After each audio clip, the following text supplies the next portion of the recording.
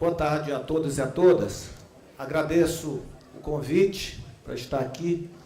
Parabenizo os organizadores desse seminário e todos os participantes, tanto indígenas como não indígenas.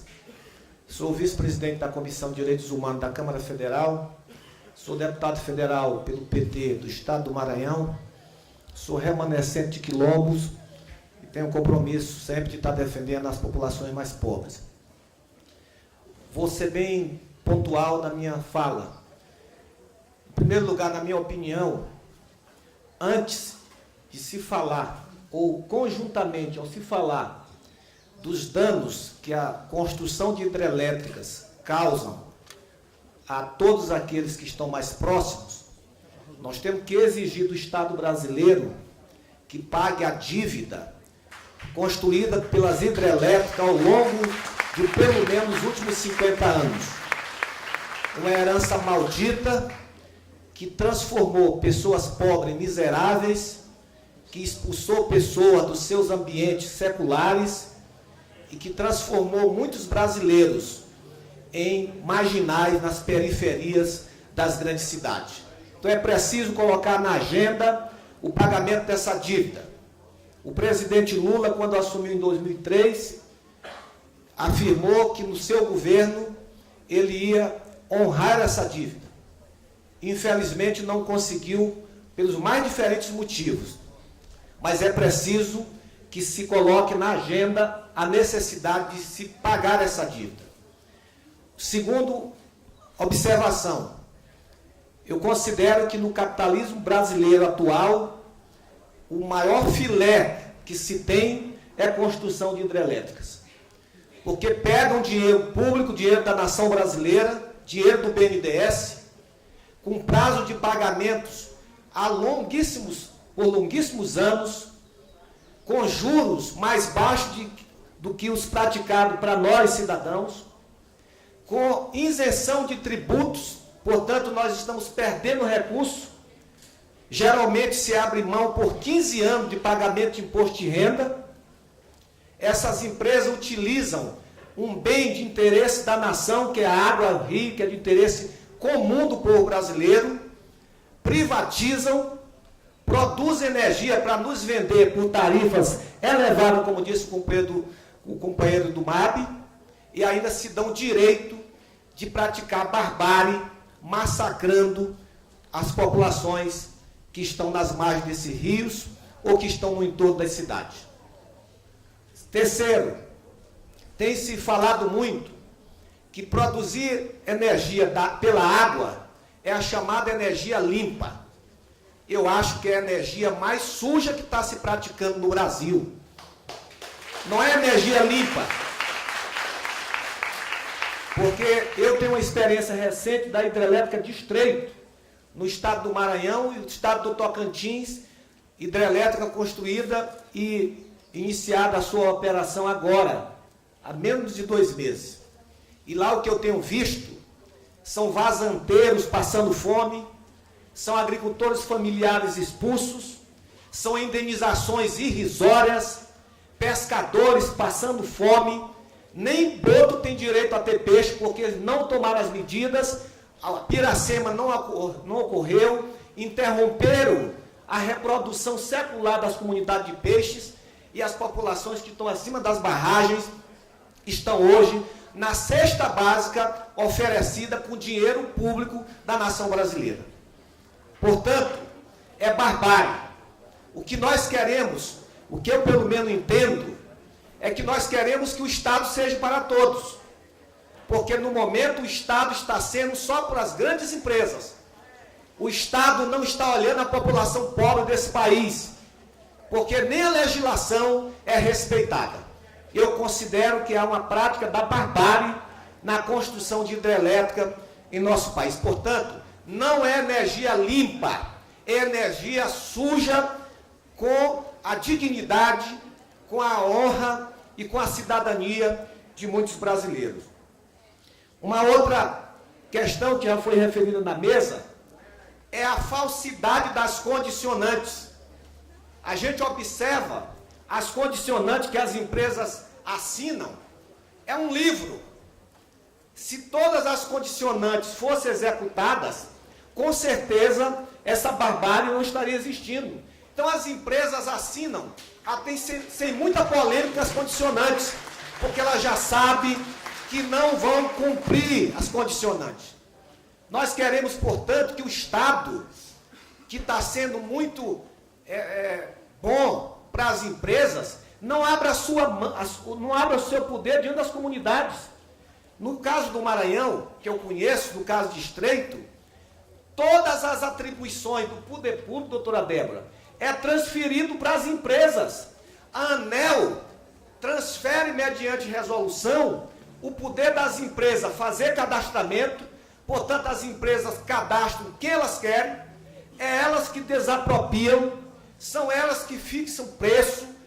Portanto, o Estado não pode abrir mão do seu papel, pelo menos no processo de cadastramento, de desapropriação, de fixação de uma indenização justa e de reassentamento dessas famílias. Eu acompanho há 25 anos a desapropriação de Alcântara no estado do Maranhão para dar lugar a uma base espacial. A doutora Débora deu uma grande contribuição e ainda dá.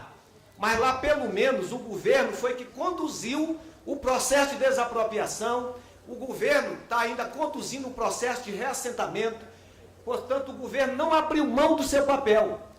No processo das hidrelétricas, o Estado abre mão e entrega um poder dele para empresas que só têm um objetivo: lucro, dinheiro, bem-estar para uma minoria e miséria absoluta para a população, principalmente a população mais próxima. Quinta observação. É impressionante. Nós estamos no século XXI, que se fala em planejamento. Uma hidrelétrica dessa tem estudo de 50 anos. Eu estava no Maranhão, acho que há 20 anos, quando assisti pela televisão uma índia com a burduna ou com um facão passando no nariz do diretor da Eletronorte. Há 20 anos. E aquele facão roscando no pescoço daquele dirigente, que infelizmente vai ser de novo diretor da Eletronorte depois de tanto tempo. Né? Portanto, a gente vê essas manifestações e, infelizmente, a gente está verificando o avanço destas empresas na questão da construção de hidrelétrica. Portanto, as condicionantes, aqui, eu sou do governo, sou do PT, e acho que nós devemos fazer uma pressão muito grande para que, pelo menos, as condicionantes sejam respeitadas. E aí, como deputado do PT, há 31 anos, como deputado do governo, mas, sobretudo, deputado eleito pela população mais pobre, quero também esclarecer. Nós estamos num governo, tanto o governo do presidente Lula, como o governo da presidente Dilma, é um governo muito amplo. Nesse governo tem gente de Deus e tem gente do cão. Tem gente do bem e gente do mal. Portanto, eu acho que é necessário que a gente identifique nesse governo os nossos aliados para a gente somar força diante de uma outra banda que não tem nenhum compromisso com a população brasileira. E no setor elétrico, todos os senhores e senhoras estão acompanhando o setor elétrico brasileiro na ditadura, na transição, no governo tucano e agora no governo democrático e popular, é praticamente privatizado nas mãos do senador José Sarney, que tem inclusive o ministro de Minas e Energia. Portanto, eu estou colocando esses dados para a gente poder entender essa dinâmica e a gente poder saber quem é aliado dentro do próprio governo para a gente ter força para reverter essa situação. Por último, queria dizer que esse grito aqui ele é necessário. É preciso que esse grito seja maior. E nós do PT não recusamos o grito da população, porque o Estado, o governo, para poder agir é preciso que haja esse grito. Porque se esse grito das ruas não for muito forte, Aqueles gritos das sombras vão empurrando o governo para as posições mais atrasadas. Portanto, é mais do que legítimo que esse grito seja um grito nacional, para que a presidente Dilma, que tem uma história de respeito, que é sensível, possa fazer o equilíbrio necessário diante da pressão daqueles que consideram que o Brasil tem que ser de uma minoria e não dos 190 milhões de brasileiros. Esse grito tem amparo no Plano de Defesa dos Direitos Humanos, no PNH 3, que o presidente Lula aplicou. Lá tem um capítulo destinado aos grandes investimentos. Esse grito tem amparo no artigo 1º, no artigo 3º e no artigo 170 da Constituição, que estabelece que as empresas têm obrigação social. As empresas têm responsabilidade de reduzir as desigualdades sociais, de reduzir a miséria, reduzir a pobreza. Portanto, nada que se faça aqui é ilegal, é inconstitucional e é contra a ordem democrática. Por fim, quero me colocar à disposição de todos. Tive pela manhã, saí porque estou acompanhando várias lideranças quilombolas no Maranhão ameaçadas de morte pelo latifúndio. Estou saindo da reunião da bancada do PT, talvez não fique até o final, por conta dessas atividades, mas conto com a Comissão de Direitos Humanos. Não sabemos quem vai dirigir a comissão, porque necessita de uma negociação que está em curso, mas independente de quem presida a Comissão de Direitos Humanos, conte comigo, conte com o Domingos Dutra, conte com essa força que jamais se dobrará ao capricho daqueles que só pensam no lucro às custas da miséria e da exploração do povo brasileiro. Vamos para frente, que esse Brasil é nosso e não apenas de uma elite egoísta e imperialista. Muito obrigado.